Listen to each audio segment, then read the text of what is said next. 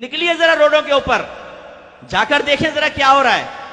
میلے ٹھیلے لگ گئے ہیں, ڈھول ڈھمکے پہ لڑکے ڈانس کر رہے ہیں, مسجدوں کے چھجوں پہ ڈانس ہو رہا ہے, لڑکیوں کو حور بنا کے بٹھایا ہوا ہے, چپس تقسیم ہو رہے ہیں, ہزاروں کی تعداد میں لوگ جھپٹ رہے ہیں, جمعہ قضا ہو رہا ہے, نمازیں قضا ہو رہی ہیں, کوئی پرواہ نہیں ہے. اور جی کیوں آئے؟ 12ویں منانے کے لیے آئے. لائٹنگ کر کے, تغرے بنا کر, نقوش بنا کر, اونٹ کھڑے کر کے, پہاڑ بنا کر میلہ بنا دیا ہے. عورتیں مرد نکل کر تفریح کے لیے باہر نکل رہے ہیں, جسم سے جسم مس ہو رہا ہے مرد عورت کا, لیکن ثواب کی نیت سے نکلے ہوئے ہیں. صاحب بھئی ہم تو دیکھنے جا رہے ہیں کہ 12ویں کی لائٹنگ کیسے.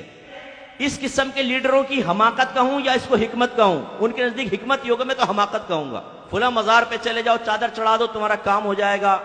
ایک گھر میں نماز نہیں پڑھی جا رہی, قرآن پاک ترجمہ تفسیر سے نہیں ہو رہا, اس کتاب میں اس گھر میں حدیث کی کوئی کتاب نہیں ہے, سیرت کی کوئی کتاب نہیں پڑھی جاتی, لیکن 11ویں ہو رہی ہے, 12ویں اہتمام سے ہو رہی ہے. 9 اور 10 محرم کی نیاز بڑے اہتمام سے ہے, کنڈوں کی نیاز کبھی نہیں چھوڑی ہے. ماہانہ ختم قادری بھی ہو رہا ہے, آیت کریمہ کا ختم بھی ہو رہا ہے, ابا مرے تو تیجا 40واں بھی کیا گیا ہے. لیکن جو اصل دین تھا, جس کی ترقین, جس کی ترغیب, جس کے بارے میں حکم قرآن و حدیث میں موجود ہے, وہ نہیں. ہمارے ان مقررین نے بنایا ہے جو صرف بزرگوں کی کرامات سناتے رہتے ہیں, ان کے فضائل سناتے رہتے ہیں, اور قوموں کو یقین دلاتے ہیں کہ تم نماز نہیں بھی پڑھو گے, غوث پاک تمہیں جنت میں لے جائیں گے, مریدین تمہیں جنت میں لے جائیں گے, تم نعت خوانی میں بیٹھو, نبی کریم صلی اللہ علیہ وسلم بروز قیامت تمہیں اپنے ساتھ جنت میں لے جائیں گے. لیکن ہمارے علماء بعض اوقات اور ہمارے پیر عظام, اللہ تعالیٰ رحمت نازل فرمائے ان پیروں کے اوپر, انہوں نے بھی بڑا بیڑا غرق کیا. اپنے آستانے کی تعداد بڑھانے کے لیے صحیح جو اصلاح کرنی چاہیے وہ چھوڑ دیں کہ لوگ بدزنوں کے نہ بھاگ جائیں.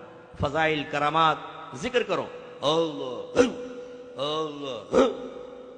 ارے پہلے بھائی مرید کو حرام تو چھڑوا دو, ٹھوس ٹھوس کے حرام کھا رہا ہے, یہاں پر آگے دل پہ ضربے لگا رہا ہے, کچھ بھی نہیں ہوگا. 100 سال ضربے لگاتا رہے, اس سے کہاں دل صاف ہوتا؟ موت کو وہ یاد نہیں کر رہا, استغفار وہ نہیں کرتا, قرآن پاک کی تلاوت وہ نہیں کرتا, اچھوں کی صحبت میں وہ نہیں بیٹھتا, ہر قسم کے گناہ وہ کر رہا ہے. آپ دل پہ ضربے لگا رہے اور کہہ رہے ہیں پاک ہو جائے گا دل, اور پھر یہ مثل آئینہ ہو جائے گا, تمہیں عرش نظر آئے گا اس میں. اب وہ کان میں پوچھے, حضور آپ کو کتنی مرتبہ نظر آیا, کیسا تھا عرش؟ حضرت نے خود نہیں کبھی دیکھا, چارپائی کا تصور کر لیتے ہیں ہمیشہ ذہن میں اور کہتے ہیں عرش دیکھ لیا ہم نے. یہ ڈبے پیر ایسی ہوتے ہیں, یہ اس طرح بہلاتے رہیں گے بیٹا آپ کو. آپ آوارہ گردیاں کریں, ہر طرح کا غلط کام کریں, پھر آگے 1 لاکھ کا چیک دے پیر صاحب کو اور کہیں کہ حضور کچھ باطنی حالت خراب ہے, پتہ نہیں میرے آخرت میں کیا ہوگا. چیک لے کے جیب میں رکھیں گے, بیٹا تو فکر کیوں کرتا, فقیر ہے نا, یعنی کرو آوارہ گردی, کوئی مسئلہ نہیں ہے, کرو, لگے رہو, ہے نا ہم.